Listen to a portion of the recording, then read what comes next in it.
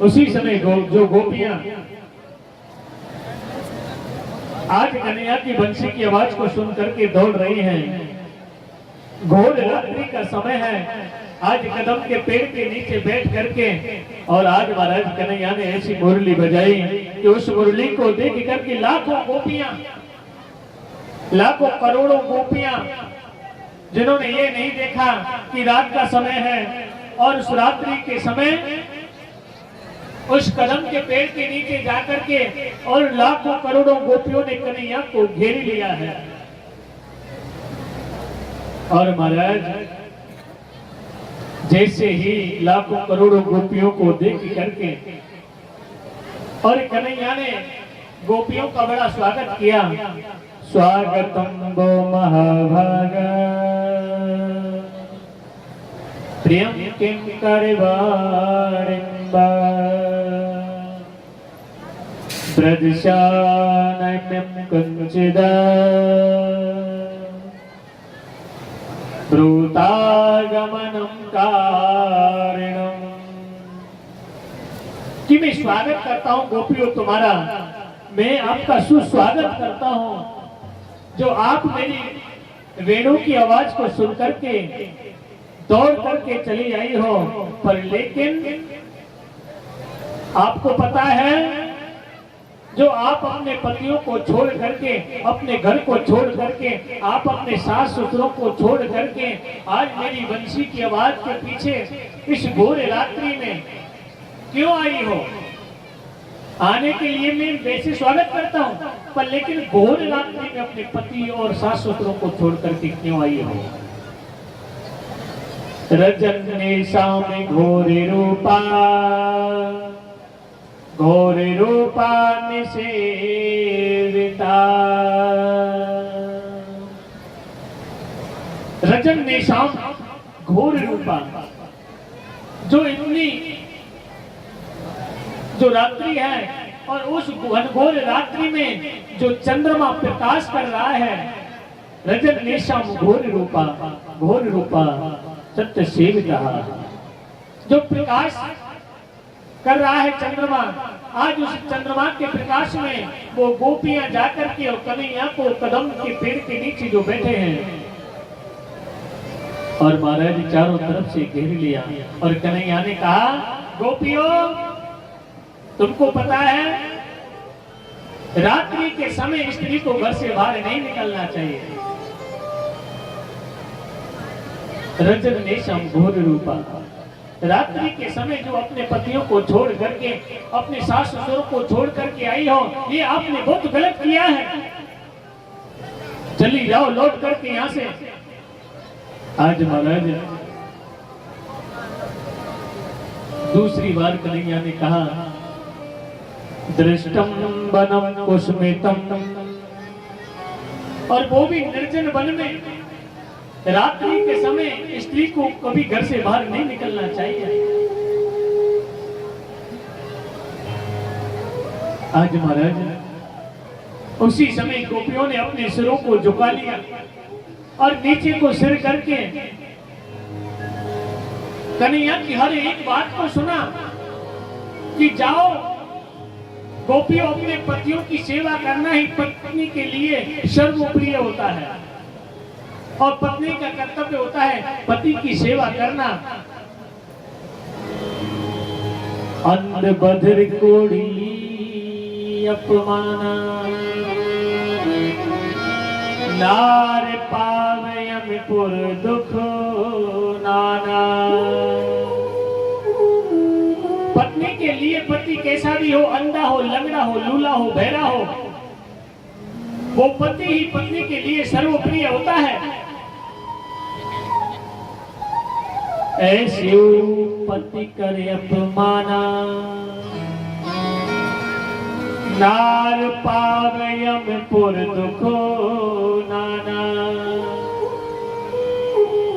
और ऐसे पति का जो अनादर करके पत्नी चली जाती है, वो नारी वो स्त्री नाना प्रकार के दुखों को भोगती है। आज महाराज उसी समय कन्हैया से कहने लगे, वो लाखों करोड़ों गोपियां, कन्हैया बस बहुत हो गया, हमने आपकी सब बात को सुन लिया, ठीक है, पर लेकिन आप एक हमारी बात का भी जवाब दे दो। आज लाखों करोड़ों गोपियां जो कन्हैया को बीच में घेर करके चारों तरफ खड़ी हैं, आज गोपियां प्रश्न करने लगी कन्हैया से कि हम जानती हैं पत्नी के लिए पति ही सर्वप्रिय होता है और पत्नी को अपने पति की सेवा करनी चाहिए, पर लेकिन आपको पता है ऐसे बर क्यों बरे, ऐसे बर क्यों बरे, जो जन्म में मर जाए बर भरिए गोपाल सो, जासो चुड़ लो अमर है जाए, ओ कन्हैया चुड़ लो अमर है जाए, ओ किशोरी चुड़ लो अमर है जाए। कन्हैया हम सब जानते हैं, हमने तुम्हारी बात को सुन लिया, पर लेकिन आपको पता है हमने ऐसे वर का वरण किया है, वो तो हमारे झूठे पति हैं, वो तो हमारे जीवन के पति हैं, वो तो हमारे लालन पालन करने वाले पति हैं, और एक सबके पति कौन है? ऐसे वर को क्यों बरे, जो जन्म में मर जाए बर भरिए गोपाल सो। जो मेरी कन्हैया है केशव, जो आप हो पूरे संसार के पति हो, हमारे दादाओं के पति हैं, पूरे संसार के पति हैं, आपके भी पति हैं, हमारी माताओं के दो पति हैं, हमारे दादाओं के एक पति है। आप आरती में गाते हैं क्या नहीं गाते हैं? तुम हो एक अगोचर सबके प्राण पति, किस विध मिलो दया में। हम और आप रोजाना गाते हैं, फिर भी समझ नहीं पाते कि हमारे सच्चे पति कौन है। हमारे ऊपर ब्रह्म परमेश्वर है, आत्मा का पति, आत्मा का पति कौन है? परमात्मा। आत्मा का पति तो परमात्मा है। आज महाराज सुखदेव जी कहने लगे, रजत देखिए, और गोपियों ने, लाखों करोड़ों गोपियों ने कन्हैया को घेर लिया, बातों से घेर लिया है। आपको पता है? बताइए आपका क्या जवाब है? एक सब हम इस रात्रि के समय, घनघोर रात्रि में हमारे पतियों को, सास ससुरों को, घरों को छोड़ करके आई हैं, उस पर ब्रह्म परमेश्वर के पीछे आई हैं, और आप हमको इस घोर रात्रि में घर वापस भेजना चाहते हैं। ठीक है, हम चले जाएंगे, क्योंकि जो गोविंद की पूजा करता है, जो मेरे ठाकुर का हर समय भजन कीर्तन करता है, उसे तो ये दुनिया वाले पागल कहते हैं। कहते हैं कि नहीं कहते हैं? हम तो पागल हैं बाकी बिहारी के, हम तो पागल हैं बाकी, हमें कोई काम नहीं है इस दुनिया दारी से, हमें तो इस संसार वालों से कोई काम नहीं है, इस दुनियादारी से कोई काम नहीं है। हम तो ठाकुर उस पागल के हैं, दुनिया चाहे हमें कुछ भी कहे। मीरा को लोग क्या क्या कहते थे? मीरा को लोग क्या क्या कहते हैं? कोई पागल कहता, कोई दीवानी कहता, कोई मस्तानी कहता। अरे भागवत में नाम क्यों आया? 12 भागवतों में मीरा का नाम आया, क्योंकि उसने गोपाल को अपना सर्वेश्वर मान लिया था। कब से माना था सर्वेश्वर मीरा ने गोपाल को? मेरो तो गिरधर गोपाल दूसरो ना कोई, जाके मोर मुकुट वो मेरो पति होई, ओ कन्हैया वो मेरो पति होई। मीरा ने सब कुछ क्यों त्याग दिया? किसके पीछे त्याग दिया? मीरा कब से मेरी कन्हैया को अपना पति परमेश्वर मानने लगी थी, पता है? आपको पता है जब मीरा के गांव में बारात आ रही थी, मीरा 5 वर्ष की थी और जब बड़ी जोर से धूमधाम से बैंड बाजे बज रहे थे और मीरा की माँ छत पर ले गई तमाशा देखते हैं जब गांव में बारात आती है तो हैं अपनी अटारियों पर चढ़ जाते हैं, छतों पर चढ़ करके। ऐसे महाराज मीरा को लेकर के चढ़ गई मीरा की माँ और माँ से कहने लगी मीरा कि माँ ये जो बैंड बाजे बज रहे हैं ये क्यों बज रहे हैं? बेटा ये बारात आ रही है। मीरा बारात कैसी होती है? तो इस बारात में एक दूल्हा होता है। तो दूल्हा होता है कि हाँ, तो मेरा दूल्हा कहाँ है? एकदम से मीरा का मुंह बंद कर लिया। मीरा की माँ ने ऐसा नहीं बोलते, चुप। नहीं नहीं मुझे अभी बताना पड़ेगा भैया। 5 वर्ष की जो मीरा थी, बाल हट तो होता ही है, जो बाल स्वभाव था हट पड़ के बैठ गई मीरा। उसी समय मीरा को लेकर के नीचे आई मीरा की माँ और कहा देख बेटा मीरा तेरा पति ये है, तेरा दूल्हा ये है। उसी दिन से मीरा ने गिरधर को, गोपाल को, केशव को, माधव को अपना पति मान लिया था। उसके पीछे अपना सर्वस्व, अपना जीवन निकाल दिया। इसीलिए आज मीरा का 12 भागवतों में नाम आता है।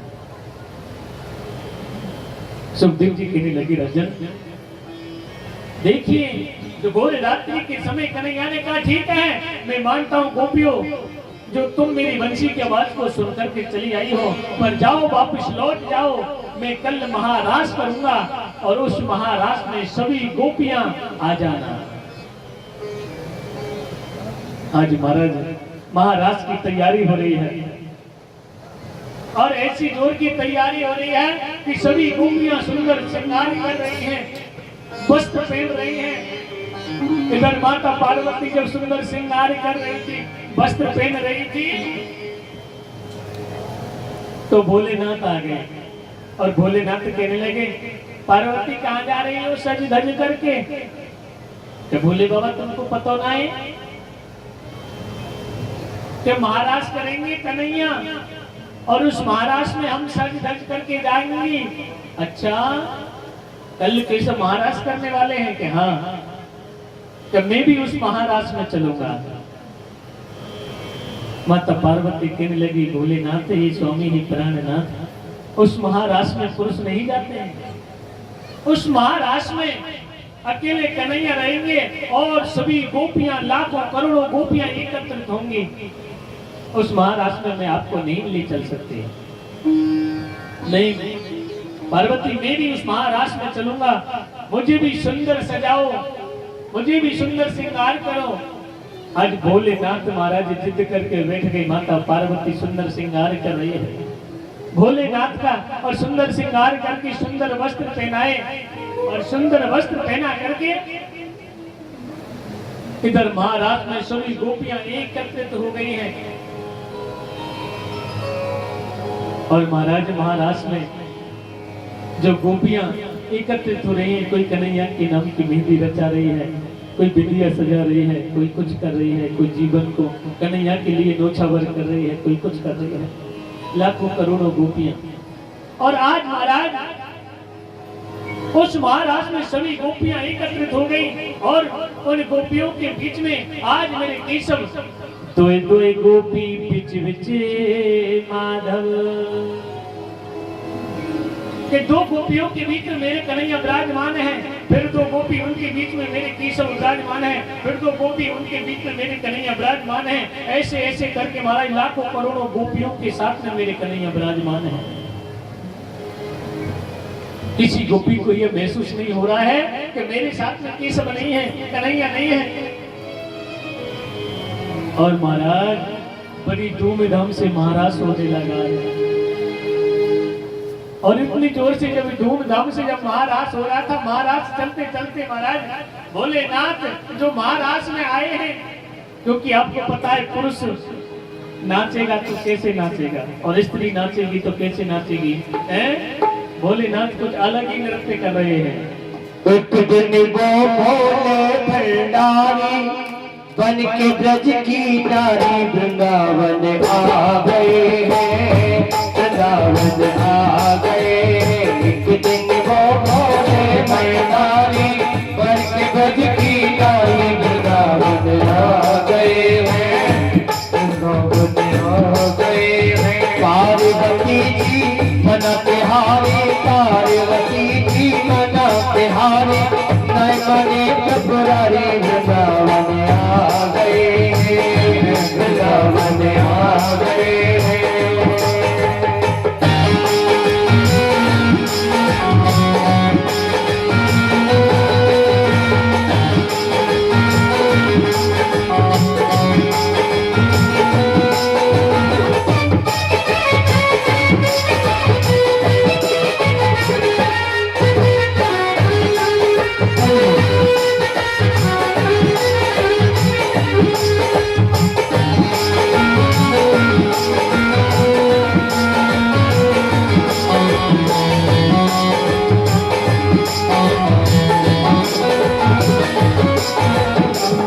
पार्वती से बोले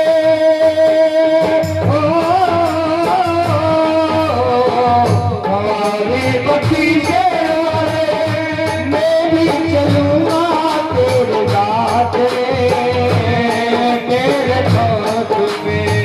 राधा संग श्याम नाचे मैं भी नचूंगा तेरे साथ में, तेरे साथ में। राधा संग श्याम नाचे मैं भी नचूंगा तेरे साथ में, तेरे साथ में। रास रचेंगे ब्रज में धारी, रास रचेंगे ब्रज में धारी, हमें दिखाना प्यारी वृंदावन आ गए, वृंदावन आ गए।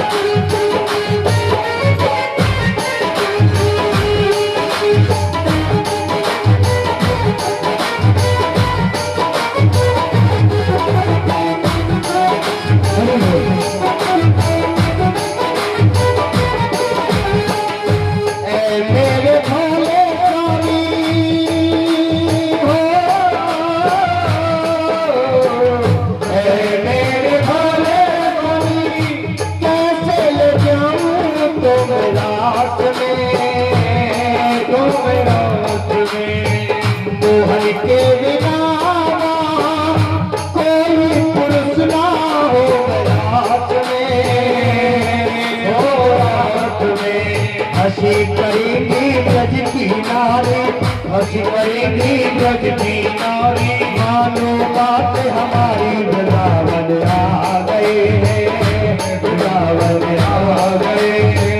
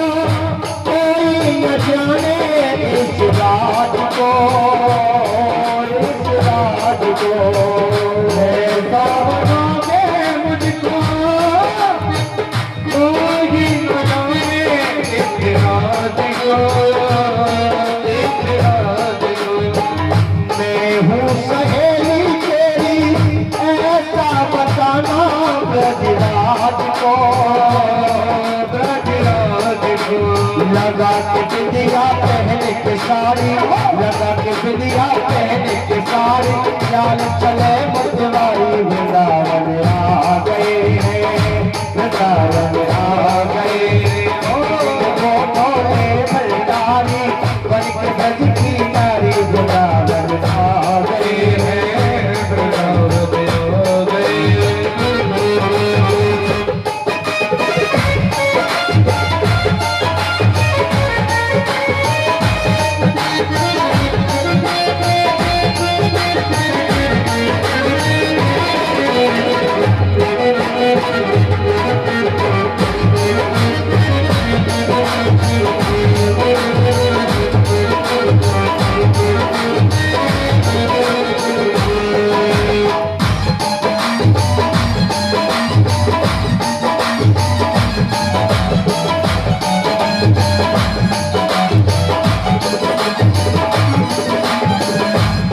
के सखी ने कहा बलिहार जाऊं इस रूप में, इस रूप में।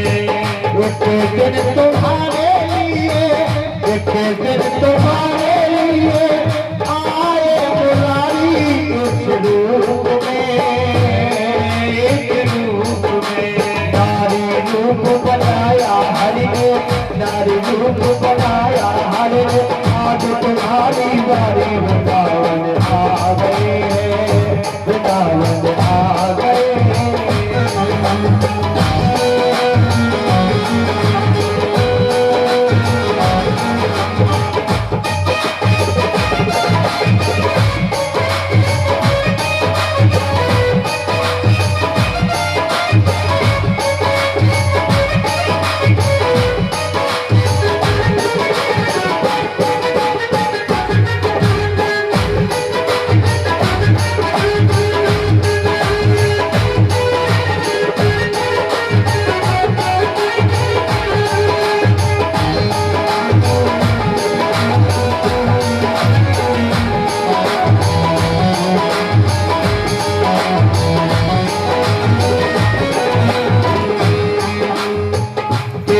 जब श्याम ने समझ गए इस राज को, इस राज को। देखा जब श्याम ने समझ गए इस राज को, इस राज को। ऐसी बचाई बनती, ऐसी बचाई बनती, सब बोत भूले भोलेनाथ ऐसी बचाई बनती, शतों भूले भोलेनाथ, भोलेनाथ। सिर से साड़ी, सिर से खिसक गई जब साड़ी, मुस्काए बनवारी वृंदावन आ गए हैं, वृंदावन आ गए हैं। बनती ब्रज की नारी वृंदावन आ गए हैं, वृंदावन आ गए हैं।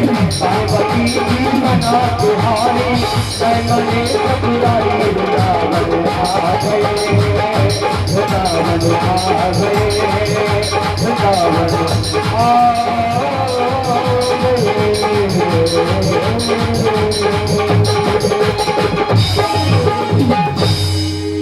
जय श्री राधे। आज महाराज जैसे भोलेनाथ उस महाराष्ट्र में आए और जैसे मेरे केशव को, मेरे कन्हैया को पता चल गया और महाराज चल करके ठुमक ठुमक करके भोलेनाथ अपनी चाल में आ रहे थे और जैसे केशव ने देखा और महाराज उस समय भोलेनाथ का जो सर का पल्लू है वो सर से नीचे को सरक गया। एकदम से कन्हैया ने देखा और भोलेनाथ ने केशव की तरफ देखा। केशव ने इशारा किया, बाबा इस महाराष्ट्र में भी नहीं रहा गया है? एकदम से नीचे को सिर करके कहने लगे, क्या करूं केशव, हे माधव। पार्वती आ रही थी महाराज में तो मेरा भी मन हो गया। नहीं, आज से मैं तुम्हारा नाम दूसरा पाड़ देता हूँ। आज मेरे भोलेनाथ का नाम पड़ गया है। बोलो गोपेश्वर महादेव की जय हो। आज गोपेश्वर नाम पड़ गया है मेरे भोलेनाथ का। उसी समय वासिक भाग गए, भोलेनाथ चले गए और इधर महाराज दो दो गोपी बीच बीच माधव बड़ी धूमधाम से महारास होने लगा। और जब महारास हो रहा था ना, महाराज करते करते अब तो लाखों करोड़ों गोपियों को अभिमान हो गया। और आपको पता है जो भी भगवान से अभिमान करता है उसका अभिमान भगवान ठहरने नहीं देते हैं। मेरी कन्हैया को पता चल गया। आज गोपियां सोच रही हैं कि कन्हैया हमारे बगैर रह नहीं सकते हैं। उसी समय महाराज राधे रानी को लेकर के और कन्हैया वास्यंतर ध्यान होके चले गए। जैसे राधे रानी को लेकर के गए, लाखों करोड़ों गोपियां एकदम से खड़ी की खड़ी रह गई। उस महाराज में एकदम सन्नाटा छा गया। आज महाराज एक दूसरे की तरफ वो गोपी देख रही है। बहन क्या भयो, कोई किसी को जवाब नहीं दे रही है। आज ललिता नाम की सखी कहने लगी, बहन विशाखा, हमको पता है हमारे कन्हैया कहाँ गए हैं। जो लाखों गोपियों को छोड़ करके कन्हैया जा सकते हैं ना, वो किसके पीछे जा सकते हैं? राधे रानी के पीछे जा सकते हैं। आज महाराज लाखों करोड़ों गोपियां कन्हैया को ढूंढ रही हैं, खोज रही हैं, देख रही हैं। कृष्णो अयम पश्यति इति। चारों तरफ देखा, भौरों से पूछा, पेड़ों से, पत्तों से, जो भी रास्ते में आता है, नदी आती है, सरोवर आता है, पूछती पूछती महाराज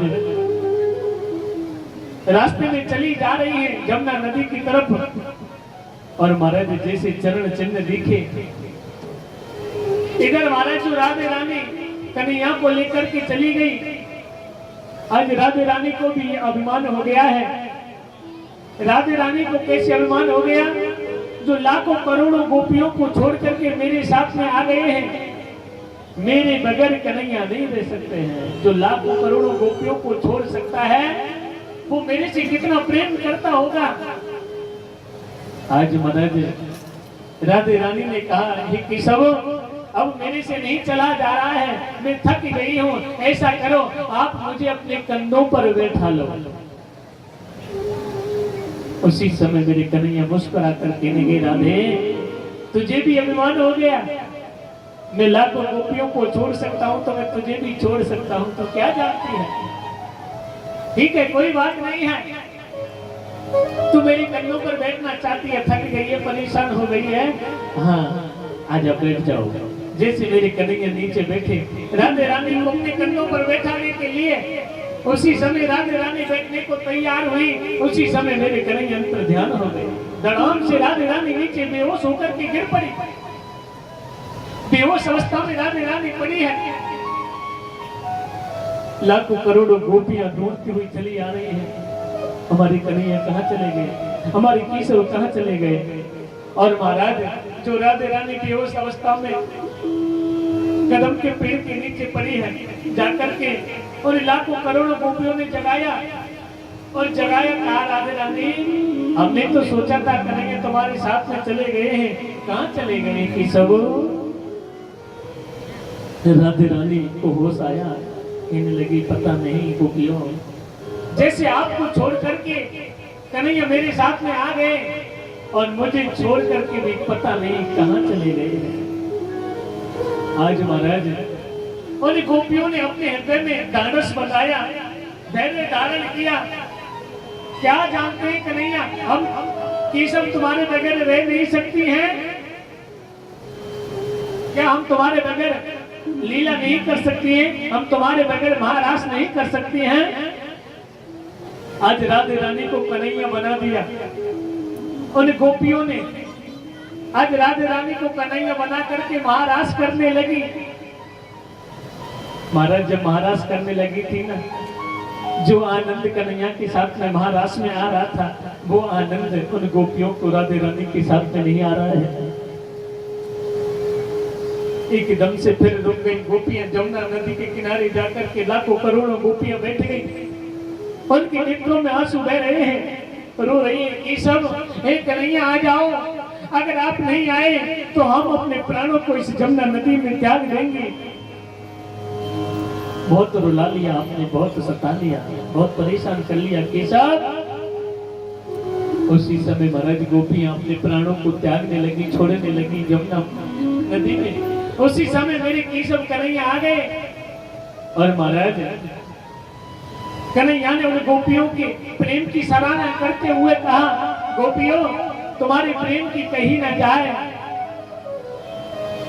आज जो गोपियां कन्हैया के पीछे, केशव के पीछे अपने प्राणों को छोड़ सकती हैं, उन गोपियों का कितना प्रेम होगा कि गोपियों तुम्हारे नाम की तुलसी की माला बनाकर के मैं अपने गले में धारण करना चाहता हूं। एक एक गोपी के नाम की तुलसी की माला, जिस तुलसी की माला में जितने दाने होते हैं, आज उन गोपियों के नाम की माला महाराज मेरे कन्हैया ने अपने कंठ में धारण की है।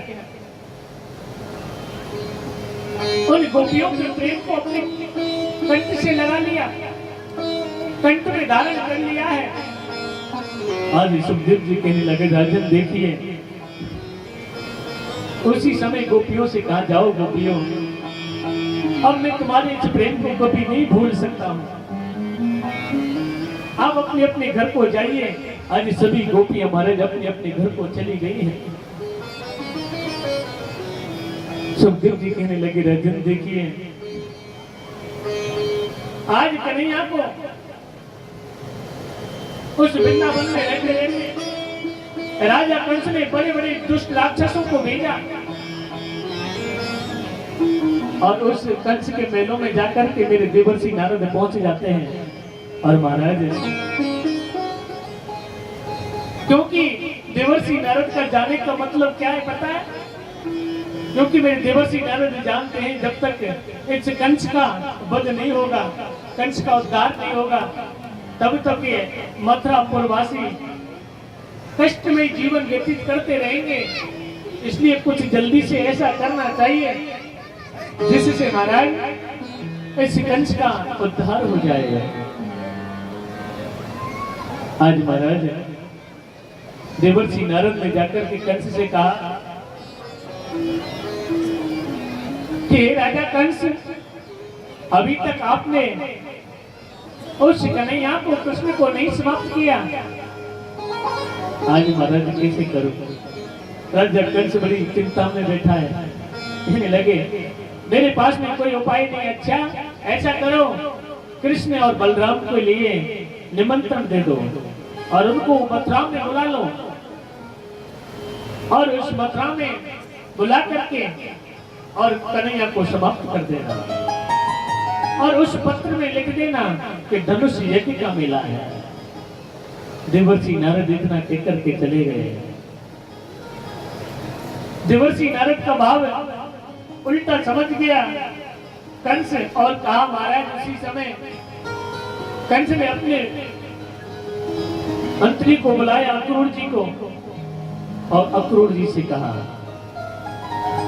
अक्रूर जी सुबह होते ही श्री धाम वृंदावन चले जाना और उस कन्हैया को, बलराम को लेकर के मथुरा आ जाना। और नंद बाबा, भैया, यशोदा, जितने भी ब्रजवासी हैं, सबको कह देना कि राजा कंस ने धनुष यज्ञ का मेले का आयोजन किया है और उस धनुष यज्ञ में सभी पधारे।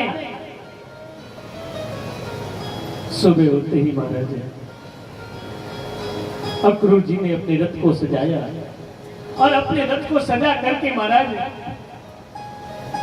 जब अक्रूर जी रास्ते में जा रहे थे ना प्यारे, मन ही मन सोच रहे थे, अक्रूर जी कन्हैया के चाचा लगते हैं। नेत्रों में प्रेम आंसू बहने लग गए अक्रूर जी के। प्रेम आंसू कैसे? कि आज मैं कन्हैया को लेने के लिए जा रहा हूं मेरा सौभाग्य है कि मैं कन्हैया के दर्शन करूंगा।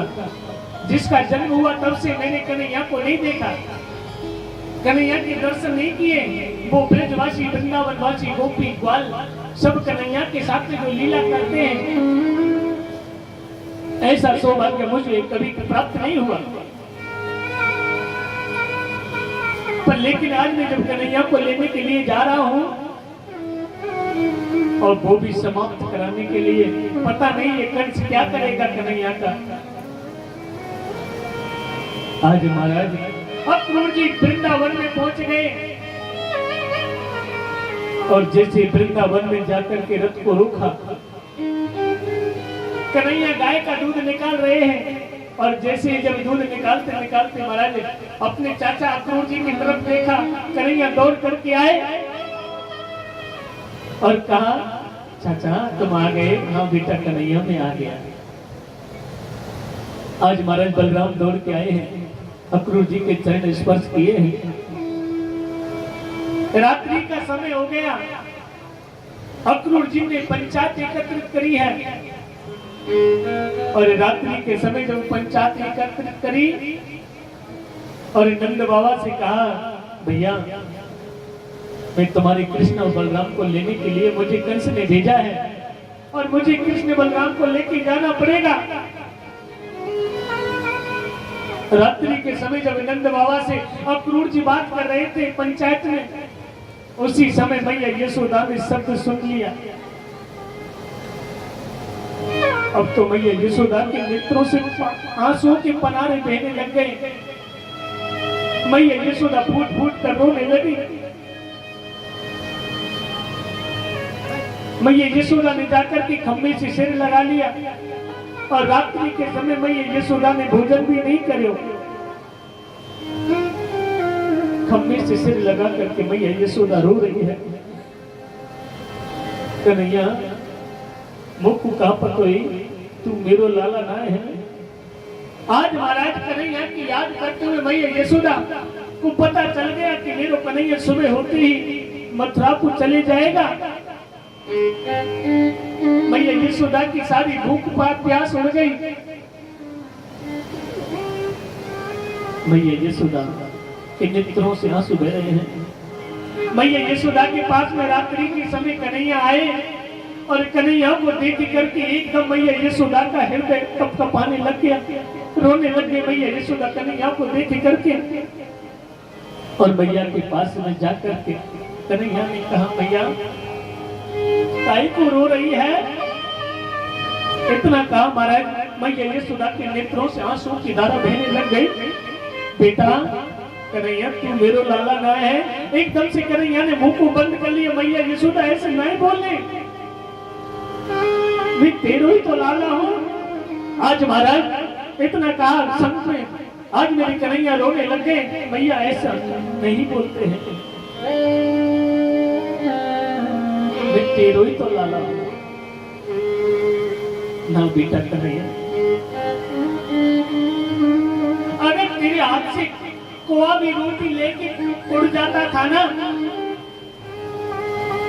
तो मैं उस कोए के पीछे लाखों मंत्रियों को, सैनिकों को भेज देती थी कि मेरे कन्हैया के हाथ से रोटी कैसे छिना के ले गए हो ये हुआ। और जो मैया यशोदा अपने कन्हैया के प्रेम की, बेटा कन्हैया तू आ तो जागो ना। हाँ मैया मैं परसों आ जाऊंगा। बेटा पक्को आ जाओ ना परसों? हाँ मैया यशोदा मैं परसों आ जाऊंगा। आज मैया यशोदा को प्रेम रूपी बंधन में मैया यशोदा को बांध लिया। मैया मैं परसों आ जाऊंगा। आज महाराज पूरे वृंदावन में सभी ब्रजवासियों को मालूम पड़ गई कि सुबह होते ही कन्हैया मथुरा को चले जाएंगे। पूरे उस ब्रज में सन्नाटा छा गया। सभी ब्रजवासी गोपियां, गाय बछड़े आज कन्हैया के लिए प्रेम आंसुओं से स्वागत कर रहे हैं। इधर अक्रूर जी रथ को सजा रहे हैं, सुबह होने वाला है। आज गोपियां देख रही हैं अक्रूर जी की तरफ। अक्रूर, तुम्हारा नाम भी क्रूर है और तुम कार्य भी क्रूर करने के लिए आए हो, हमारे केसर को लेने के लिए आए हो। आज महाराज लाखों गोपियां एकत्रित होकर के आ गई और आकर के अक्रूर जी के रथ के सामने खड़ी हो गई। इधर जैसे कन्हैया मैया यशोदा से कह के आई, मैया तू चिंता मत कर, मैं परसों आ जाऊंगा। और रथ के पास में आकर के देखा कि अक्रूर के रथ के सामने लाखों गोपियां खड़ी हैं। और गोपियों ने कहा कि सब क्या आप हमको छोड़ करके जा रहे हो? कि हाँ गोपियों, आप चिंता मत करो, मैं परसों आ जाऊंगा। नहीं कि सब तुम नहीं आओगे? कि नहीं गोपियों, मैं परसों पक्का आ जाऊंगा।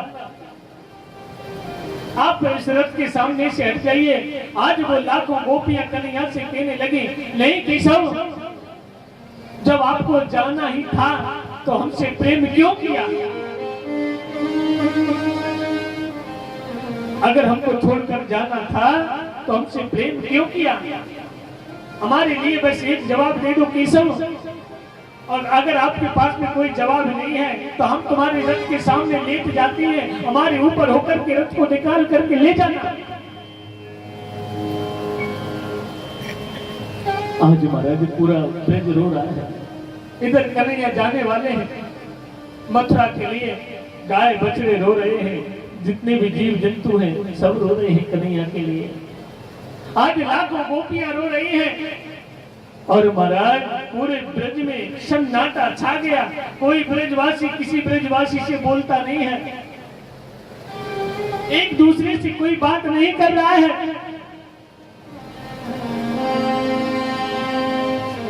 और आज महाराज जैसे अक्रूर जी रथ पर बैठ करके रथ को छोड़ने वाले हैं और लाखों गोपियों से मैया यशोदा से बस यही कहा, मैं परसों आ जाऊंगा। और इतना कहकर के कृष्ण बलराम के साथ में अपने अष्ट सखाओं के साथ में रथ पर चढ़ गए और अक्रूर जी से इशारा कर दिया, चाचा रथ को छोड़ दो, क्योंकि मैं जानता हूं मेरे इन ब्रजवासियों का गोपियों का कितना प्रेम है, मुझे जाने नहीं देगा।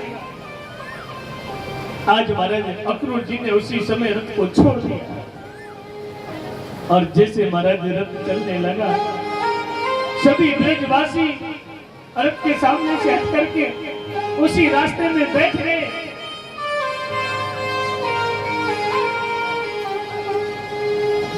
और तूने ब्रजी में है लीला रचाई, कन्हैया हमें छोड़ चले। तूने ब्रजी में है लीला रचाई, कन्हैया हमें छोड़ चले।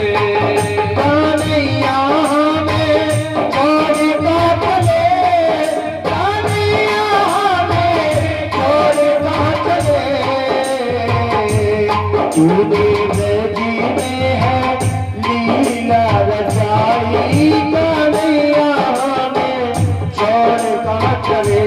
तूने ब्रजी में है लीला रचाई, कन्हैया हमें छोड़ चले। कन्हैया प्यारे की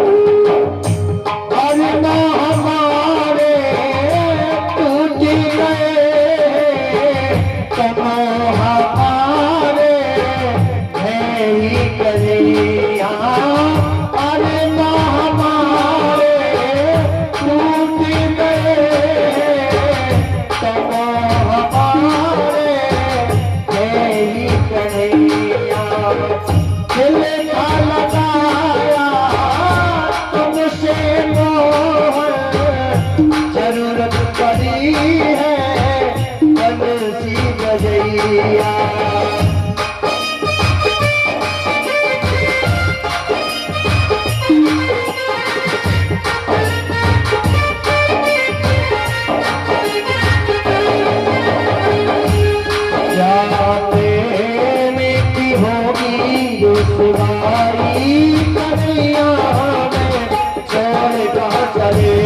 तूने भेजी में है लीला रचाई कन्हैया हमें छोड़ का चले हरि लाल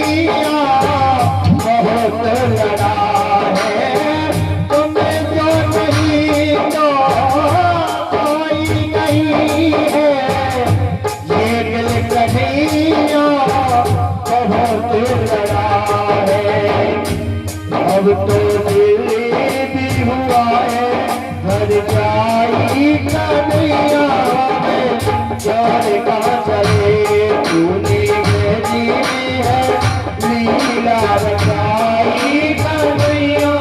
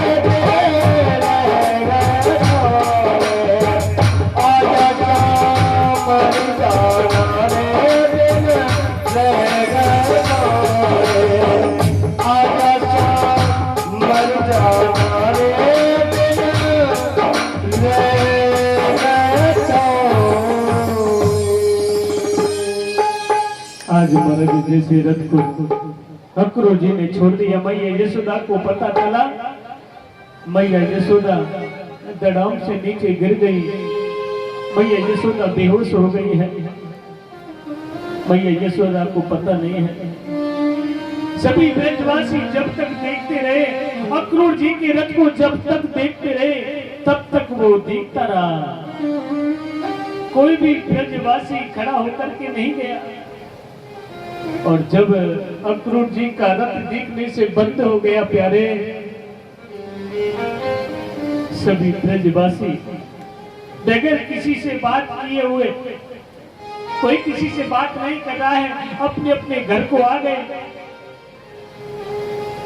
इधर अक्रूर जी कृष्ण बलराम को लेकर के, अष्ट सखाओं को लेकर के मथुरा के बाग बगीचों में आ गए हैं और मथुरा के बाग बगीचों में आकर के रथ को रोक दिया और कहा, कन्हैया बलराम आप इन बाग बगीचों में घूम लो, मैं अब मथुरापुरी में जा रहा हूं, कंस के पास मुझे बुलाया है। आज महाराज अक्रूर जी ने जब कृष्ण बलराम को छोड़ा और महाराज हिरकियों से रोना प्रारंभ कर दिया अक्रूर जी ने कि आज मैंने कृष्ण बलराम को लाकर के इस कंस की नगरी में छोड़ दिया, पता नहीं ये कंस क्या करेगा। अक्रूर जी को बड़ा संदेह हो रहा है, भ्रम हो रहा है, ये मैंने क्या कर दिया जो मैं खुद लेकर के आया उस कन्हैया को राजा कंस के हाथों से मरवाने के लिए, समाप्त कराने के लिए, ये मुझे नहीं करना चाहिए था। इनकी वर करके अक्रूर जी रोए और जैसे महाराज अक्रूर जी ने देखा एक बार और मैं कन्हैया के दर्शन कर लेता हूँ, पता नहीं फिर दोबारा मुझे दर्शन होंगे या नहीं होंगे। अक्रूर जी ने मुड़ करके देखा महाराज कन्हैया की तरफ कि कन्हैया और बलराम जमुना नदी में स्नान कर रहे हैं और जो बाग बगीचों में छोड़ा कि बाग बगीचों में मैं छोड़ के आया था, वहां पर भी कृष्ण बलराम उपस्थित हैं अपने अष्ट सखाओं के साथ में। एक बार तो सुध बुध भूल गए अक्रूर जी, भ्रमित हो गए, मैंने कन्हैया को बलराम को अपने रथ से उतार दिया कि नहीं उतारा। एक बार रथ पर मुड़ करके देखना चाहिए। महाराज रथ पर मुड़कर देखा, कृष्ण बलराम अपने अष्ट सखाओं के साथ बैठे हैं। उसी समय अक्रूर जी का जो मोह था, जो संदेह था, जो भ्रम था, वो दूर हो गया कि अब मेरे कन्हैया का कंस से कुछ नहीं बिगाड़ सकता है। उसी समय महाराज चेहरे पर थोड़ी मुस्कुराहट आ गई और मथुरापुरी में पहुंच गए और जाकर के कंस से कह दिया, भैया कंस, मैं कृष्ण बलराम को अष्ट सखाओं के साथ में मथुरापुरी के बाग बगीचों में छोड़ के आ गया हूं कि ठीक है। इधर कृष्ण बलराम जमुना नदी में स्नान करके जैसे बाहर निकले महाराज, कन्हैया के पास में वस्त्र नहीं है, बलराम के पास में वस्त्र नहीं है अच्छे अच्छे सुंदर, उनके सखाओं पर भी वस्त्र नहीं है। अब तो महाराज एक रसिक नाम का धोबी आया जमुना जी में वस्त्र धोने के लिए। वो धोबी किसका है? राजा कंस का धोबी है। उसने कहा, भैया कन्हैया ने, भैया हमारे लिए सुंदर वस्त्र दे दो। अभिमान में रसिक हंसता हुआ कहने लगा, ओहो तुमको वस्त्र दे दूं, तुमने कभी ऐसे वस्त्र पहने का? क्योंकि वो राजा कंस का धोबी है, उसको भी बड़ा अभिमान है। कभी राजा महाराजाओं के कपड़े देखे का तुमने? तुमने तो गाय बछड़े चलाए, ऐसे वस्त्र पहनने? चलो हटो यहाँ पे चले जाओ। बलराम जी कहने लगे, ओ भैया कन्हैया देखिए इतनी का कह रहे हो, अबाल बताओ तू बोल है क्या पता नहीं का कह रहे हो? हम मामान के आए या फिर और हमारे मामान के गांव में क्या कह रहे हो? हाँ भैया बलराम तो सही करो या को दान तो करना पड़ेगा। अभी तो महाराज उसी समय कन्हैया ने और रसिक धोबी का भी उद्धार कर दिया है।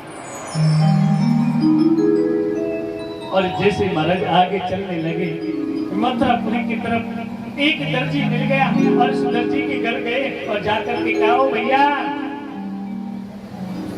हमारे लिए वस्त्र बना सकते हो क्या? हमको शर्म लग रही है, हम मामा के यहाँ जा रहे हैं, पहली बार आए मामा के घर जा देखो और मामा देखेगो तो क्या कहेगो? और गांव में जितने भी लोग होते हैं वो भी मामा माई लगेंगे, तो सब देखेंगे तो क्या कहेंगे, भैया सुंदर वस्त्र बना सकते हैं क्या? नहीं। आज महाराज दर्जी ने बड़ी सुंदर वस्त्र पहनाए बना करके कृष्ण बलराम के लिए, अष्ट सखाओं के लिए। अब तो एक दूसरे को देख रहे हैं कृष्ण बलराम कि भैया कैसा लग रहा है? भैया बहुत मलोक लग रहा है। तू भैया बहुत अच्छा लग रहा है क्या? हाँ, अब तो महाराज एक सुदामा नाम का माली मिल गया, और सुदामा नाम के माली जो हाथों में बहुत सारी फूलों की माला लेकर के आ रहा है, और कहा भैया कहाँ जा रहे हो? तो मैं राजा कंस के मेलों में फूल पहुंचाने जाता हूँ। कन्हैया अच्छा भैया 2 4 5 माला ज्यादा आते हैं क्या? ना है। अरे भैया कन्हैया क्यों ना है ज्यादा माला? आज उसी समय महाराज उस सुदामा नाम के माली ने सबसे पहले कन्हैया के लिए फूल माला पहनाई, बलराम के लिए फूल माला पहनाई है, और फिर अष्ट सखाओं को माला पहनाई है। और महाराज कुब्जा जो हाथ में कटोरी लेकर के चंदन लगाती रहती है, सुबह से शाम हो जाती है, जो भी सामने मिलता है उसके माथे पर चंदन लगाती है, पर कुब्जा 3 जगह से टेढ़ी है। महाराज कुब्जा के हाथों में चंदन की कटोरी देख करके मेरे केशव कहने लगे, कुब्जा हमारे माथे पे चंदन लगा सकती हो? हाँ केशव, मैं आपके माथे पर चंदन लगाऊंगी तो मेरा तो सौभाग्य ही सुधर जाएगा। ऐसा मौका तो मेरे लिए मिल रहा है, शुभ अवसर मिल रहा है। आज महाराज कुब्जा ने अपने हाथों से कन्हैया के माथे पर, बलराम के और सखाओं के माथे पर चंदन लगाओ, पी लो, अब तो बड़ी सुंदर लग रहे हैं। अब तो उसी समय कन्हैया ने कहा कुब्जा तुम बहुत सुंदर हो, और तुम्हारा नाम भी पहले सरेंद्री था, पर तुम 3 जगह से टेढ़ी हो, इसलिए थोड़ा अच्छा नहीं लगता है। आज तुमने मेरे माथे पर चंदन लगाए हुए है ना, तो इसका फल मैं आपको देता हूँ। उसी समय कन्हैया ने कुब्जा की थोड़ी से ऐसे हाथ लगाया और एकदम कुब्जा को सीधा कर दिया। और तो महाराज कुब्जा बड़ी सुंदर लग रही है। आज देखिए अपने अष्ट सखाओं के साथ में बड़े सुंदर बन करके और मथुरापुरी की उन गलियों में प्रवेश कर रहे हैं। मथुरापुरी की नारियां राजा कंस से छिप करके अपनी अटारियों पर, अटारी कहते हैं छत, अपनी छतों की अटारियों पर फूल लेकर के और कन्हैया के स्वागत के लिए खड़ी हो गई है कि आज कन्हैया हमारी गली से निकल के जाए तो हमारा जीवन सुधर जाएगा। धन्य है वो वृंदावन की गोपियां, धन्य है वो बरसाने की, धन्य है वो गोकुल की गोपियां जो हर समय कन्हैया के साथ में लीला करती हैं, कन्हैया के दर्शन करती हैं, हर समय कन्हैया के साथ में रहती हैं। उनका कितना बड़ा सौभाग्य है। आज हमारे इन गलियों में मेरे केशव निकलने वाले हैं, तो उस समय को, उस सौभाग्य को गंवाना नहीं चाहिए। आज महाराज वो गोपियां मथुरापुरी की राजा कंस से छिप करके ओटक लेकर के कन्हैया आने वाले हैं और महाराज मेरे केशव का स्वागत कर रही हैं। और इधर राजा कंस को मालूम चल गया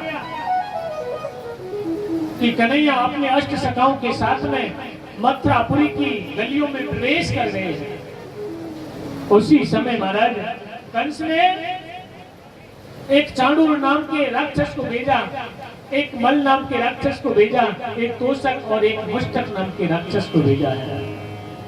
और वो आ रहे हैं और आते आते महाराज मेरे कन्हैया ने उन सभी राक्षसों को समाप्त कर दिया है। इधर महाराज कोवलिया पीठ हाथी जिसको मदरा पिला करके मदमस्त कर दिया राजा कंस ने, और उस कोवलिया पीठ हाथी को मथुरा की गली में छोड़ दिया।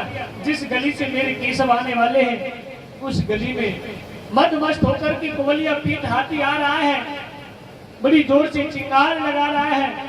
और महाराज जैसे ही बड़ी जोर से कन्हैया को देख करके चिल्लाने लगा, चिंगार लगाई, उसी समय मेरे कन्हैया ने और उस कोवलिया पीठ हाथी को घुमा करके समाप्त कर दिया। एक बार बोलना पड़ेगा, जय जय श्री राधे। आज महाराज देखिए कन्हैया अपने अष्ट सखाओं के साथ में और बलराम के साथ में और सीधे मथुरापुरी की गलियों में होकर के और राजा कंस के मेलों में पहुंच गए हैं। और जैसे ही राजा कंस के मेलों में पहुंचे और महाराज राजा कंस ने देखा तो कंस देख करके ना तो कुछ कह पा रहा है और ना ही आंखों को खोलना बंद ना करना, ये सब बंद कर दिया। टकटकी लगा करके देख रहा है, ये तो आ गया कृष्ण, ये तो आ गया कृष्ण, ये तो आ गया कृष्ण। कुछ शब्द मुख से नहीं निकल रहा है और सामने खड़े हो गए कन्हैया, कहने लगे मामा, ओ मामा, हम आ गए। अब तो महाराज राजा कंस भयभीत तो हो गया, ये तो आ गया कन्हैया, अब क्या करेगा। और तेरे घर पे आए हैं और कुछ करके जाएंगे और तेरे कर्मों का फल लेके जाएंगे, तेरे कर्मों का फल लेके जाएंगे। तेरे घर पे आए हैं, तेरे घर पे आए हैं और कुछ करके जाएंगे, ओ बाबा फल लेके जाएंगे, तेरे कर्मों का फल लेके जाएंगे।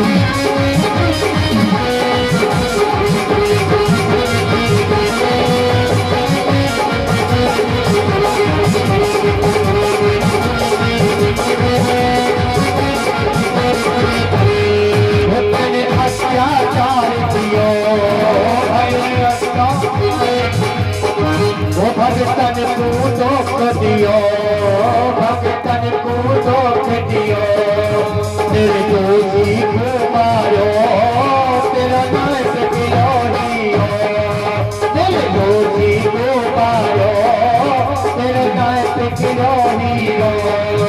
तेरे पाप किए भारी, तेरे पाप किए भारी, तो बचा चखाएंगे, लेके जाएंगे, तेरे कर्मों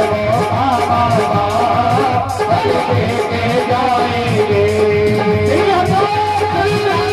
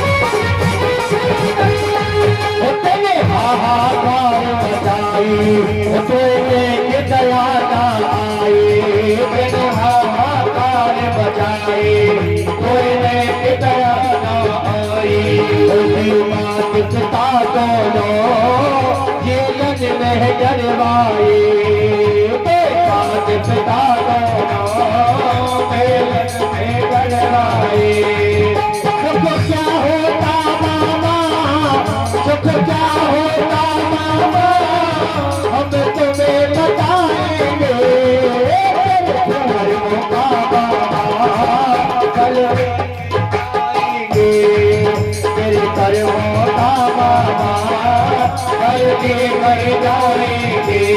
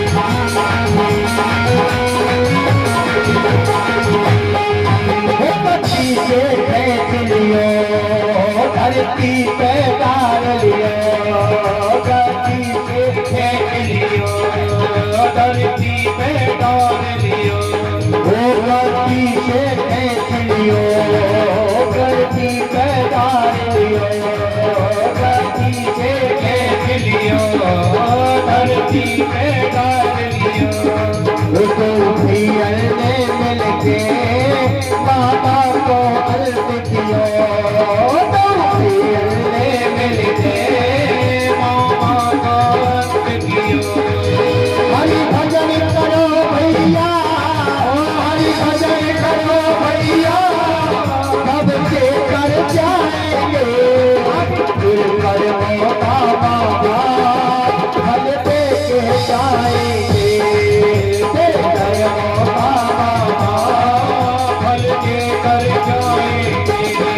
उसके दर पे आए हैं, उसके दर पे आए हैं, वो कुछ करके जाएंगे फिर हाल में होगा कुछ मर के जाएंगे फिर करो बाबा, कुछ लेके जाएंगे फिर करो बाबा, फल लेके जाएंगे फिर करो बाबा, फल लेके जाएंगे फिर करो बाबा, फल लेके जाएंगे।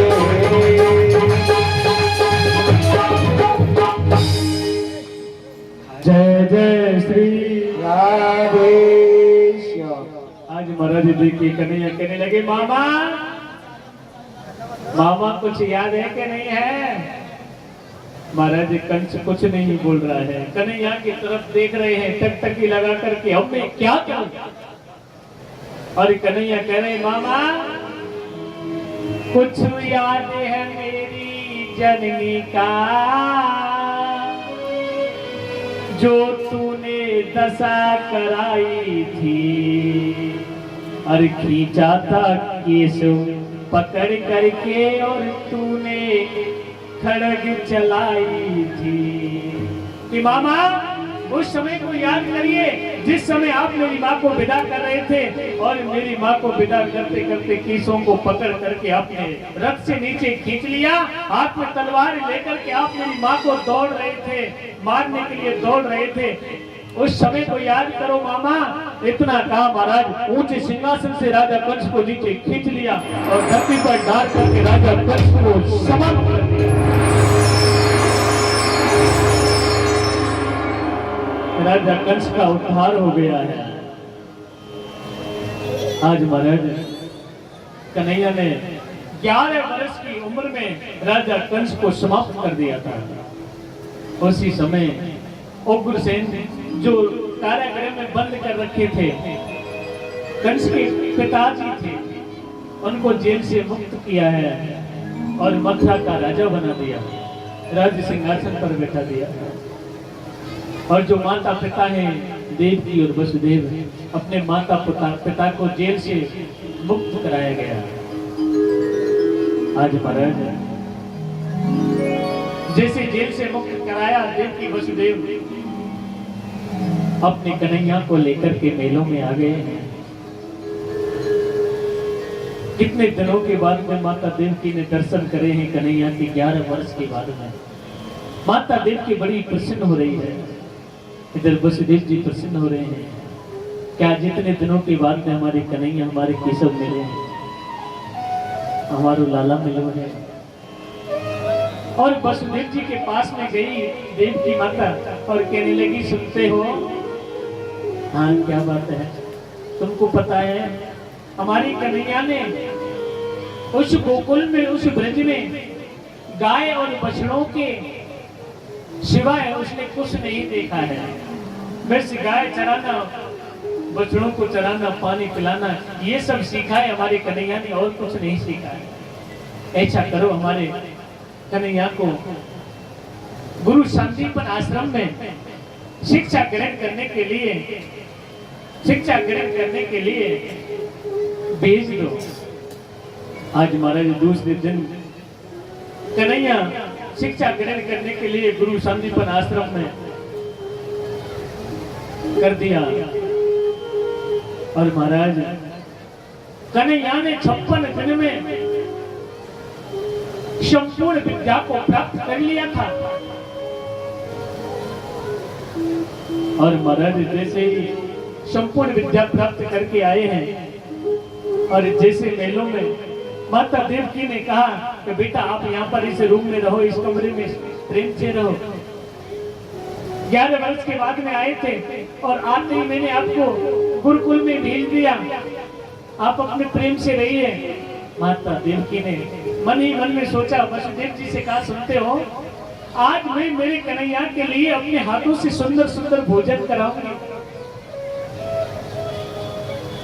जब से मेरा लाला आया मथुरा, मेरो कन्हैया मथुरा आयो है, मैंने अपने हाथ से मेरे कन्हैया को भोजन नहीं कराया। आज माता देवकी ने बड़ा सुंदर भोजन बनाया और सुंदर भोजन बना करके थाली में सजा करके, और जब माता देवकी थाली को सजा करके कन्हैया के पास लेके गई और जैसे कन्हैया के पास थाली को रखा और कहा बेटा कन्हैया लो भोजन कर लो। और जैसे कन्हैया ने थाली की तरफ देखा और उस थाली की तरफ देख करके रोना प्रारंभ कर दिया। इतनी जोर से रोने लगे कन्हैया, उस भोजन की थाली को देख करके हिलकियों से रोने लगे। उसी समय माता देवकी दौड़ करके गई और वसुदेव जी से कहने लगी सुनते हो, आज मैंने कितने प्रेम से मैंने मेरे कन्हैया के लिए भोजन बनाया, इतने दिनों के बाद में मैं आज मेरे हाथों से मेरे कन्हैया को भोजन कराऊंगी। और मैंने जैसे कन्हैया के सामने जब भोजन की थाली रखी और उस थाली की तरफ देखते ही रोना प्रारंभ कर दिया कन्हैया ने। तो जाओ ना जाके पूछो क्या कन्हैया मेरे से नाराज है, क्या मेरे कन्हैया को जन्म देते ही गोकुल भेज दिया इसलिए रोते हैं, क्या मैंने कन्हैया की सेवा नहीं करी, क्या मेरे कन्हैया को मेरे हाथों से कभी भोजन नहीं कराया। माता देवकी के नेत्रों में आंसू आ रहे थे।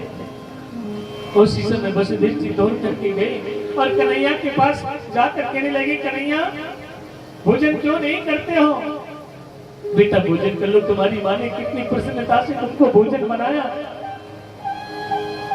महाराज थाली के पास से खड़े होकर के एक कमरे के कोने में जाकर के दोनों आंखों से हाथ लगा लिया और हाथ लगा करके और दीवार से सिर लगा के फूट फूट कर रोने लगे।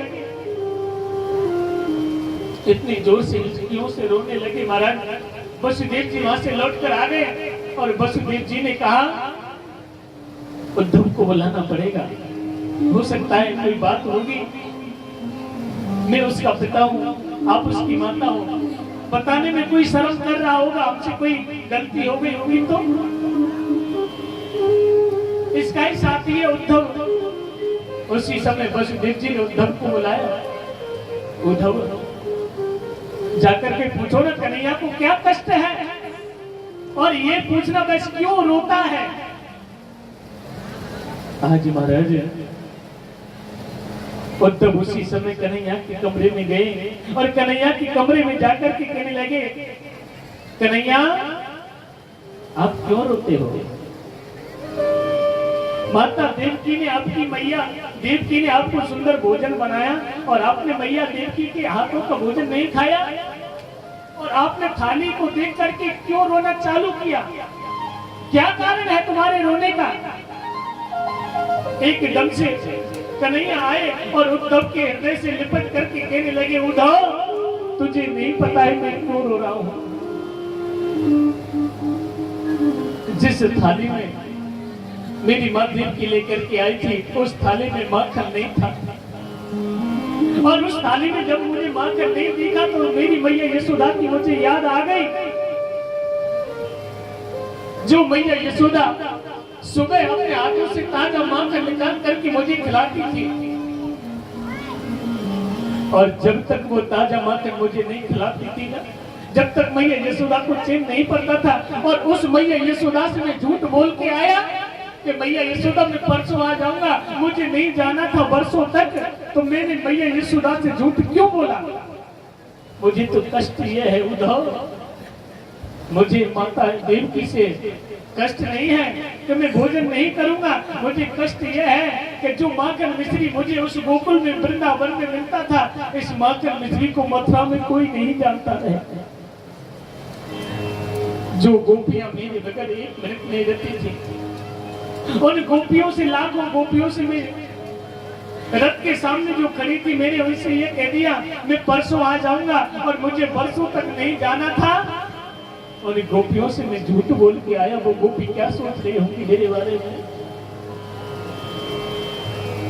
हाँ हाँ बस चुप करो, सुन ली तुम्हारी बातें कन्हैया, सुन ली, बस बंद करो। मुझे पता है तुम्हारे उस ब्रज के प्रेम को, कि तुमसे वो गोपियां बहुत प्रेम करती है, मैया यशोदा तुमको बहुत प्रेम करती है। चिंता मत करो, मैं सुबह होते ही चला जाऊंगा। अरे वो मुस्कुरा कर कहने लगे, तू सुबह होते ही वृंदावन जाएगो ना, तो मेरे वृंदावन के प्रेम की परिभाषा तू नहीं समझ पाएगा। उद्धव, मेरे उस ब्रज की प्रेम की परिभाषा नहीं समझ पाएगा। तू ज्ञानी है, और उस वृंदावन में, उस ब्रज में कोई ज्ञान को नहीं पूजता है, वहां पर प्रेम की पूजा होती है। प्रेम ही हमारो मन, प्रेम ही हमारो धन, प्रेम ही कृष्ण मन, कृष्ण धन। वहां पर कोई ज्ञान का नहीं भंडार समझता हुआ, तो उस कन्हैया की पूजा होती है, प्रेम की पूजा होती है। हाँ हाँ मैंने सुन लिया भैया, ओ भैया कन्हैया सुन लिया, कल जाऊंगा, परसों लौट के आ जाऊंगा, बता दूंगा कि गोपियों का कैसा प्रेम है, भैया यशोदा का कैसा प्रेम है। अरे उद्धव, तू एक बार जाके मेरे ब्रज में देखेगा, तब तुझे पता चलेगा कि तू परसों लौटेगा कि कितने दिन में लौटेगा। अपने ध्यान को मथुरापुरी की तरफ ले चलता। आज महाराज इधर जो सभी ग्वाल वाल सुबह के घर से निकलते हैं, रास्ते में खड़े हो जाते हैं कि आज कन्हैया आ रहे होगो, आज कन्हैया आ रहे होगो। और महाराज जब कब आएगा मेरा सावरिया, कब आएगा मेरा सावरिया, कब आएगा मेरा सावरिया, कब आएगा मेरा सावरिया, कब आएगा मेरा सावरिया, कब आएगा मेरा सावरिया, जाने कब आएगा मुझे अपना बनाएगा, जाने कब आएगा मुझे अपना बनाएगा, जाने कब आएगा मुझे अपना बनाएगा, जाने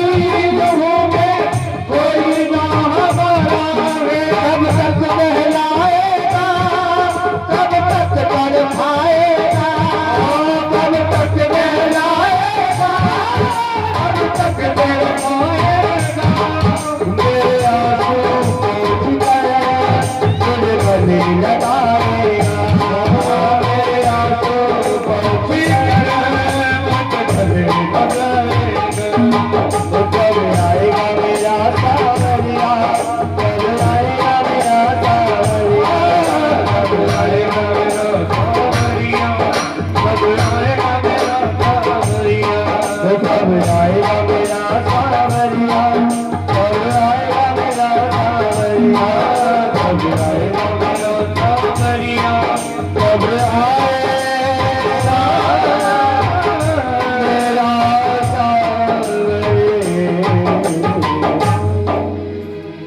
महाराज जैसे वो ब्रजवासी मैया यशोदा से कह के आते, मैया आज कन्हैया आ रहे होगो, आज जरूर मैया यशोदा कन्हैया आ जाएगो। और रास्ते में जाके बैठ जाते हैं सभी ब्रजवासी।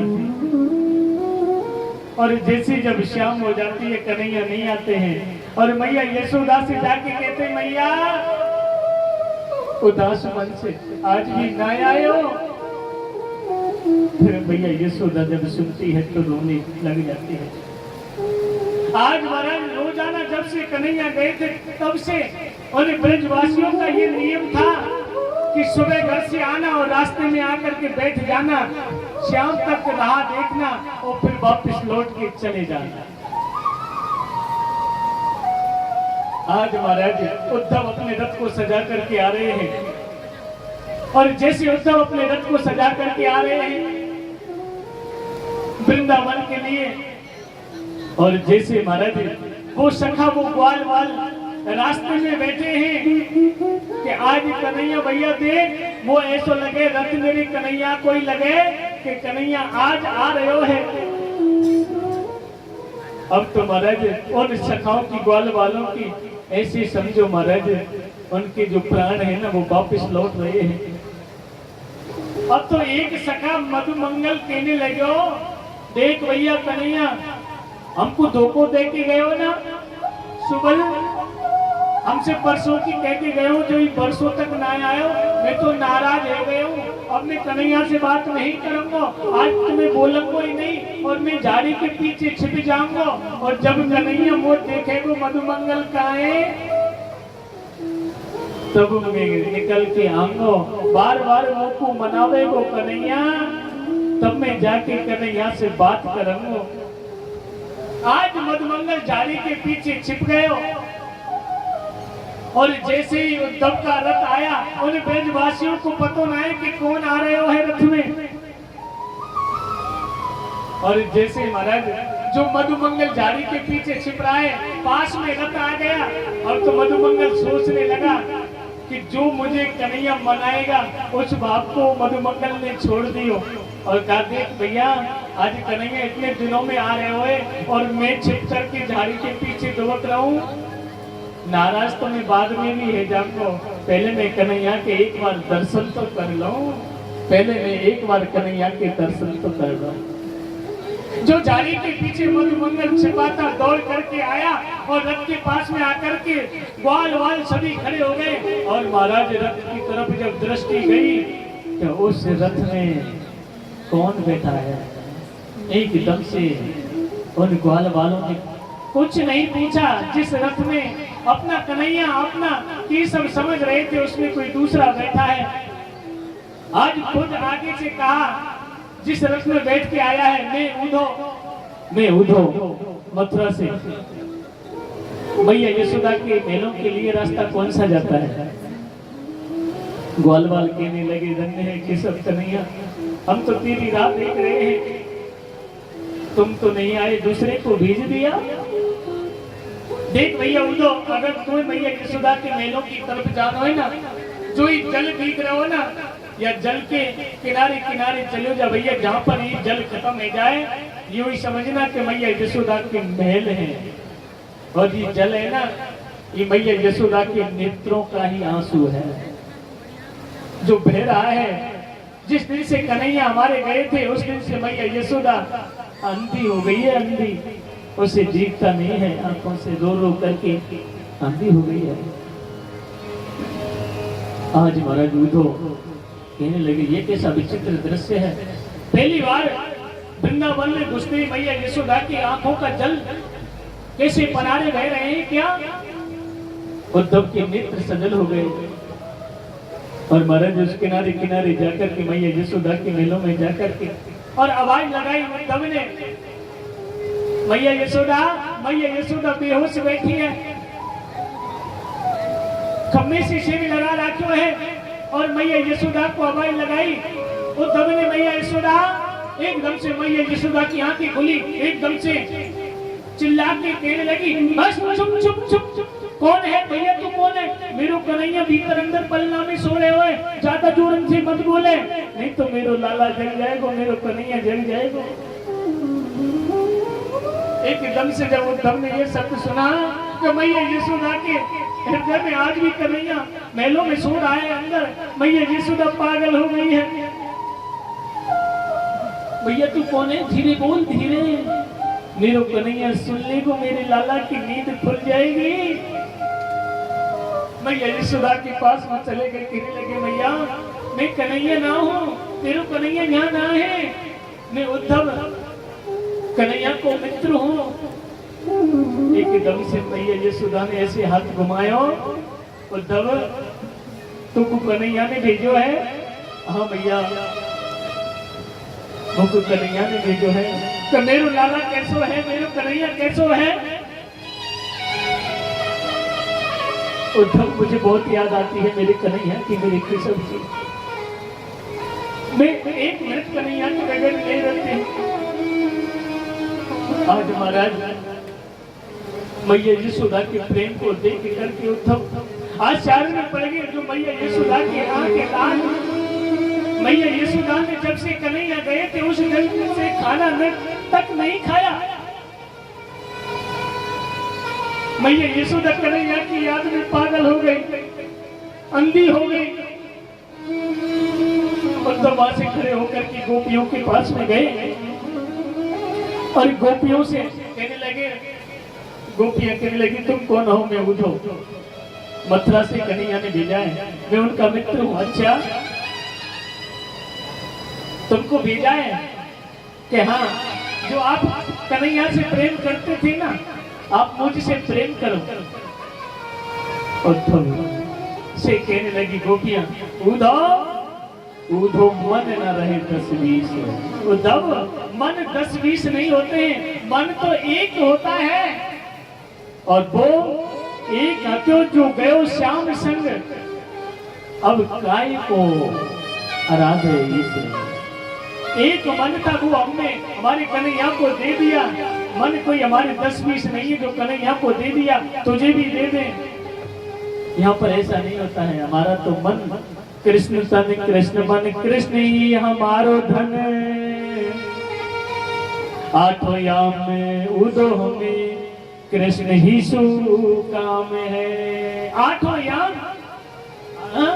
हमें तो कृष्ण ही प्यारा लगता है, कृष्ण से ही हमने प्रेम किया है। प्रेम की कोई कीमत नहीं होती है उद्धव, प्रेम तो मन की भावनाओं से उत्पन्न किया जाता है, और वो हमने कन्हैया के साथ में उत्पन्न किया है। और हमारे पास में दूसरा मन नहीं है जो हम तुम्हारे साथ में प्रेम उत्पन्न कर सके।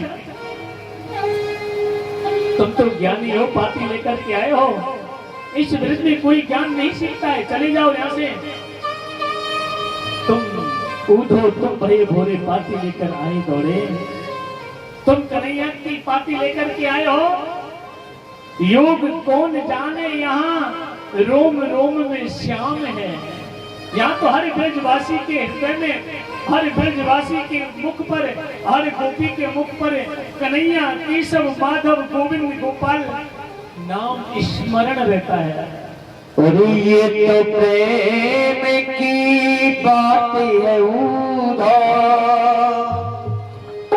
बंदे की तेरे बस की नहीं है। ये तो प्रेम की बात है उधर, बंदे की तेरे बस की नहीं है। ये तो प्रेम की बात है उधर, बंद की तेरे बंद की नहीं है। यह सर के होते सारे, यह सर के होते सारे, प्रेम की बात सच्ची नहीं है। ये तो प्रेम की बात है उदा बंदगी तेरे बस की नहीं है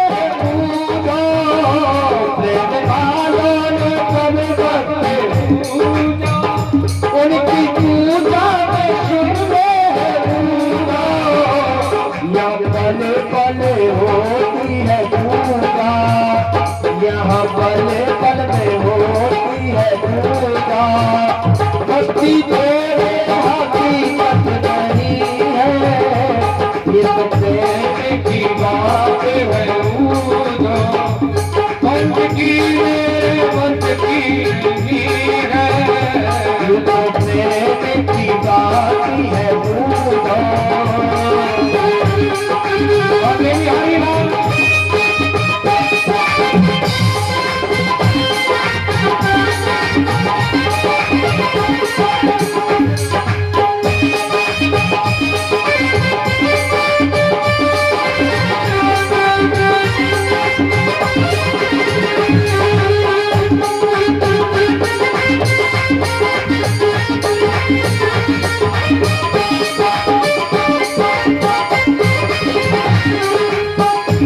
जिसकी नजरों में है श्यामो प्यारे वो तो रहते हैं जग से निराले जिसकी नजरों में है श्यामो प्यारे वो तो रहते हैं जग से निराले जिसकी नजरों में वो जिसकी नजरों में मोहन समाए वो जल्दी तरफ ये तो प्रेम की बात है पूरा बंदगी नहीं है ये तो प्रेम की बात है पूरा बंदगी तेरे बस की नहीं है बंदगी तेरे बस की नहीं है।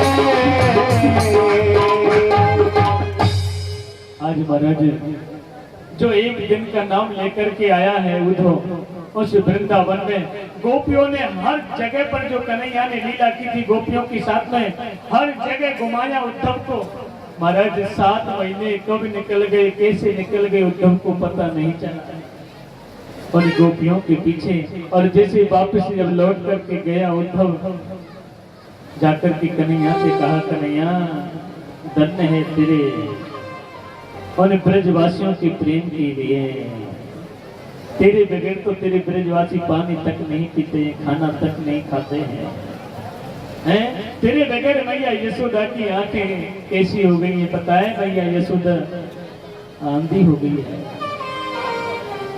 धन्य है तेरे प्रेम के लिए किशोर मैं एक दिन की कह के आया 7 महीने हो गए मुझे पता नहीं था तेरे ब्रज में इतना प्रेम है उद्धव सीधो भेज चलो जो उद्धव को घमंड था ज्ञान का आज उद्धव सीधा हो गया कि ज्ञान से बढ़कर के भी प्रेम होता है प्रेम के पीछे अच्छा अच्छा इंसान झुक जाता है। आज महाराज जो राजा कंस की 2 पत्नियां थी अस्थि और प्राप्ति उन्होंने जाकर के शिकायत कर दी जरासंध से अपने पिता से कि पिताजी हमारे पति कंस को समाप्त कर दिया है। उस कन्हैया ने आज महाराज जैसे ही जरासंध 30 और छोटी सेना लेकर के और महाराज मथुरापुरी पर 17 बार चढ़ाई कर दी और 17 बार महाराज जरासंध हार गया।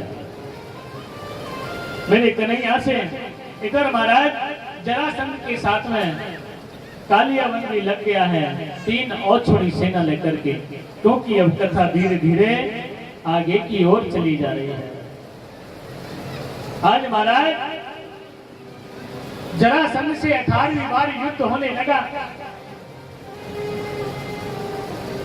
और जरासंध ने ब्राह्मणों को बुला करके यज्ञ कराया और ब्राह्मणों से कहा अब की बार मेरी विजय होनी चाहिए, अगर मैं हार गया तो मैं सभी ब्राह्मणों को समाप्त कर दूंगा। आज ब्राह्मण यज्ञ कर रहे हैं, इधर मेरे कन्हैया को पता चल गया कि जरासंध के डर की वजह से ब्राह्मण यज्ञ कर रहे हैं और अगर मैंने अब फिर जरासंध को हरा दिया तो उन ब्राह्मणों को मृत्यु दंड दे देगा जरासंध, इसलिए मुझे कुछ ऐसा करना पड़ेगा। आज महाराज जरासंध से जब 18वीं बार युद्ध होने लगा, उसी समय मेरे कन्हैया रण छोड़ करके भाग गए। तो मेरे कन्हैया का नाम पड़ गया है, बोलो रणछोड़ भगवान की जय हो। मेरे कन्हैया उन ब्राह्मणों की रक्षा करने के लिए, उन ब्राह्मणों को बचाने के लिए रण छोड़ के भागे हैं। आज सुखदेव जी कहने लगे राजन देखिए, कामस्तु वासुदेवांचो दग्धः प्रयागं रुद्रे देवो आयुजना द्वारिकापुरीं मा देवं भोस्तमेव प्रकृपद्यत। आज महाराज मेरे कन्हैया ने कहा कि ब्रजवासियों, आज से 7वें दिन मथुरापुरी जल में डूब जाएगी, इसलिए मुझे मेरे ब्रजवासियों को बचाना होगा। रात ही रात में विश्वकर्मा के द्वारा और द्वारकापुरी का निर्माण करा दिया और महाराज द्वारकापुरी जो 48 कोस में है, समुद्रों के बीच में विश्वकर्मा के द्वारा बनाई है और अपनी योग माया से सभी ब्रजवासियों को, मथुरापुर वासियों को उस द्वारकापुरी में पहुंचा दिया। इधर महाराज फिर जरासंध से इधर युद्ध होने लगा और जैसे जब युद्ध हो रहा था, भगवान मेरू पर्वत पर चढ़ गए। उनके साथ में जो कालियावन है, उस कालियावन ने चारों तरफ आग उगलना प्रारंभ कर दिया और महाराज जैसे कालियावन वहां से भागने लगा, इधर मेरे कन्हैया एक गुफा में जाकर के घुस गए और महाराज वहां पर जैसे देखा मुस्कंद ने, तो महाराज तो यहाँ पर कन्हैया छुप कर के सो रहा है। उसी समय उसमें महाराज मुस्कंद सो रहा था गुफा में। चादर को खींचा और महाराज जैसे जाकर के देखा तो कालियावन जल करके भस्म हो गया और उसी समय महाराज वहां से जरासंध को भागना पड़ा। आज मेरे कन्हैया द्वारकापुरी में रहते हैं। आज मेरे कन्हैया का नाम कितना बड़ा हो गया है, श्री यदुवंश शिरोमणि श्री द्वारकाधीश भगवान की। आज महाराज का तो कन्हैया गोपाल केशव माधव हो रहा था, आज मेरे कन्हैया का नाम द्वारकाधीश पड़ गया है। मैया यशोदा पर तो नाम भी नहीं मिलता है। यदुवंश शिरोमणि श्री श्री द्वारकाधीश, कितना लंबा नाम हो गया महाराज। आज महाराज इधर अब बारात की तैयारी कर ले। हाँ, बहुत समय है गए हुए हैं, अब बारात की तैयारी करें। कुंदनपुर के रहने वाले हैं जो राजा भीष्मक हैं। आज महाराज विवाह करना चाहता है मेरा भाई रुक्मी, इसलिए मेरा आपसे अनुग्रह है, रथ को रोक देना और आप मुझे वहां से ले जाना।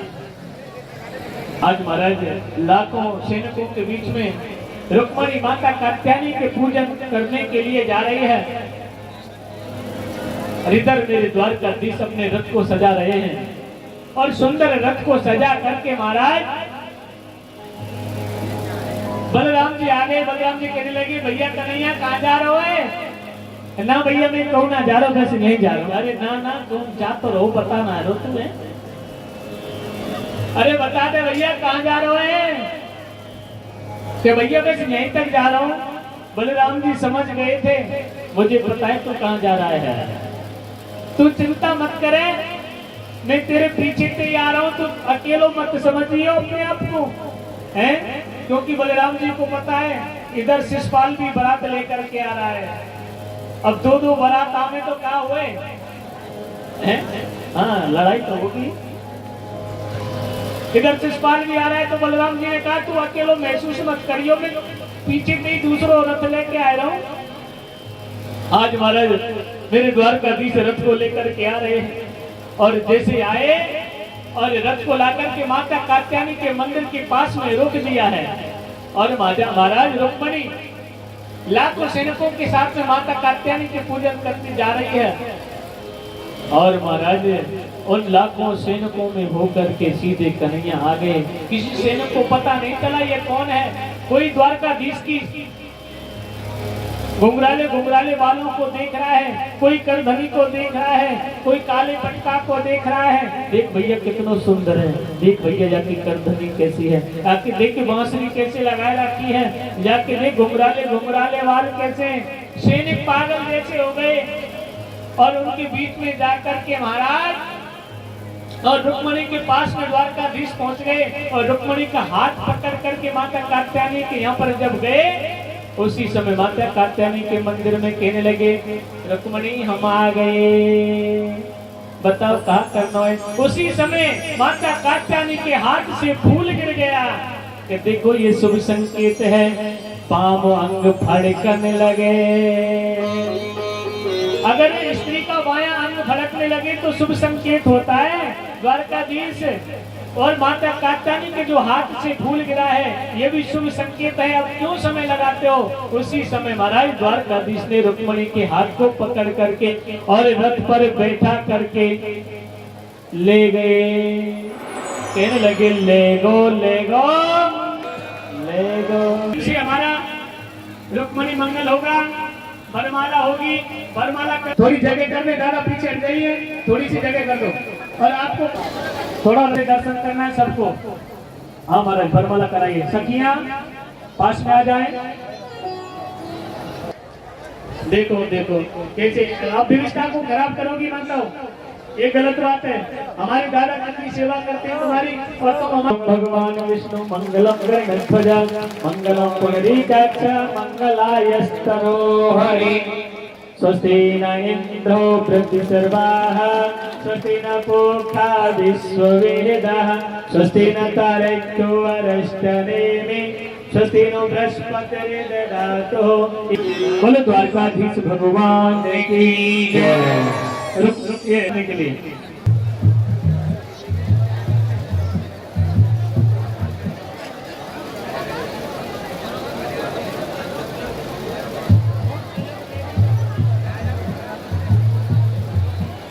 पटेंगे, चलो भजन गा लो तुम।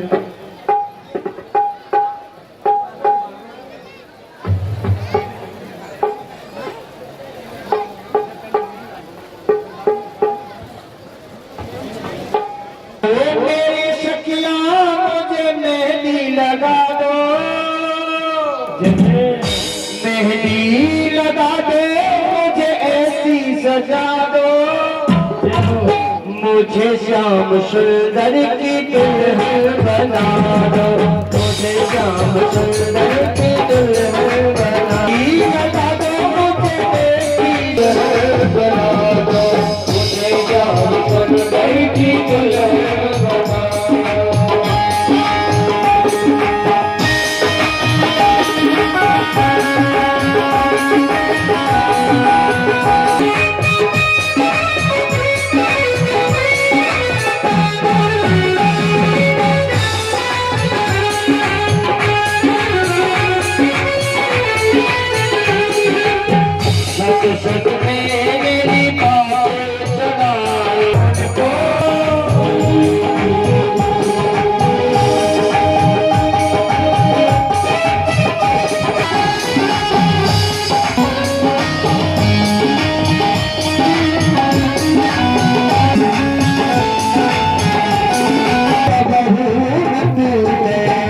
कर पूरी जो कबहू न टूटे सागर दूल्हा जो कबहू न टूटे सागर दूल्हा जो कबहू न टूटे सागर दूल्हा जो कबहू न टूटे अटल से आगे की बिटिया लगा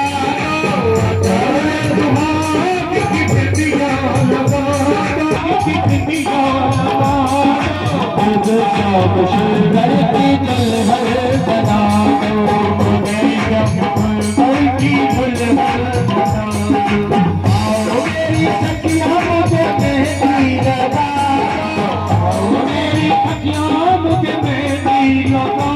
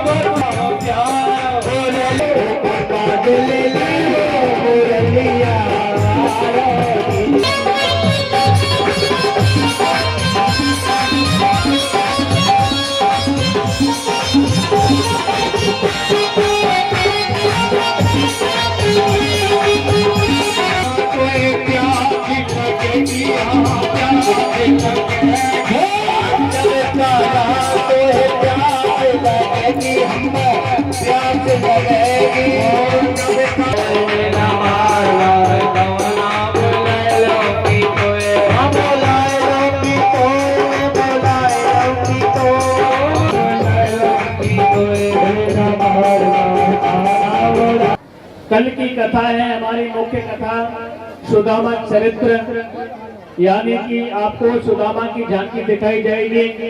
वो भी कितने बजे दिखाई जाएगी आपको पता है? पंडाल में रुक द्वारकाधीश रुक्मिणी खुशी परिणामितारम संसार से